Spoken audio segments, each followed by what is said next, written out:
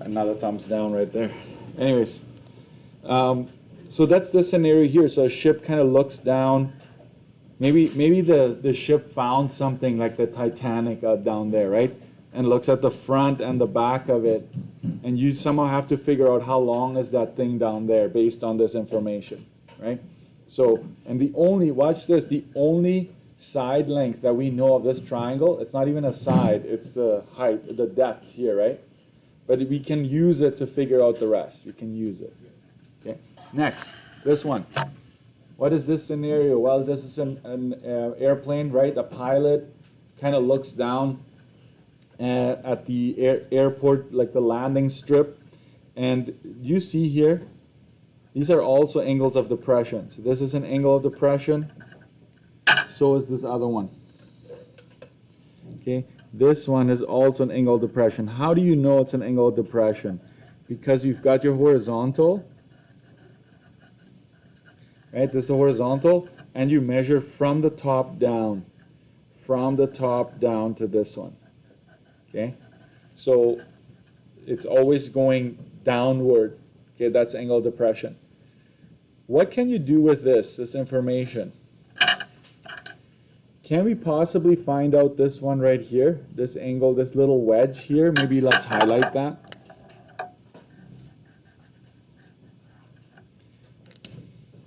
Could we find out this wedge? We would go 45, right?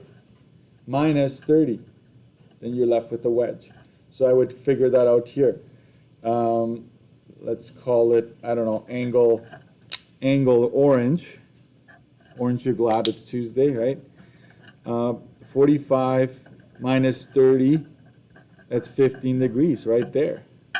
So voila, you've got a 15-degree angle right here. This one is particular to this triangle right here, right? It's inside this triangle. There's a bunch of triangles, but hey, now we know that one. And so we can do more and more with this and fill it in and solve for whatever they're asking us to solve. We know how high off the ground this plane is flying. Sometimes that is a question. This time it's already given, okay? So we'll be smart about it, okay? Do you remember how to find the height? The shortcut? Diagonal times sine of the angle that's touching it. You could actually use that in this particular section. It'll be very handy to figure out the height of something. Height of a cliff. I know I'm talking a lot and you're probably like, just give us an example. You could also translate this, let's say you're standing on the top of a mountain or a cliff and you're looking down.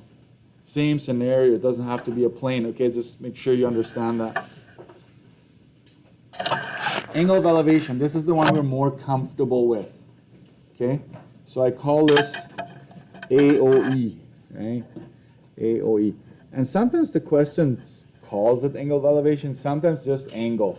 It's the angle to the top of the tower or something like that, okay?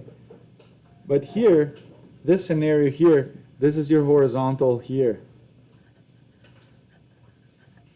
So angle of elevation, right, it's always measured from the horizontal going up to the diagonal, in this case the line of sight going up to that hot air balloon. Same thing here. This 35 technically is measured from the ground, which is my horizontal, going up. So that's why it's angle of elevation. Angle of elevation. So that's all that's saying. Just you then know where to put the angle, right? Angle of elevation there. What else is important here? I think we're good. I think I'm going to stop here and revisit this tomorrow.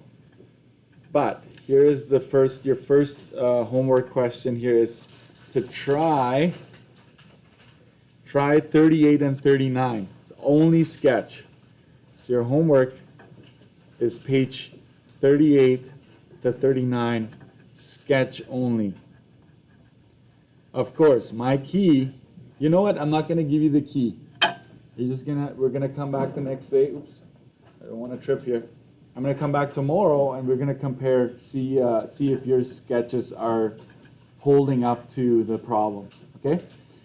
So we're gonna spend the rest of this week on this. So be prepared for that. Make sure you try the questions that I assigned. Thank you guys.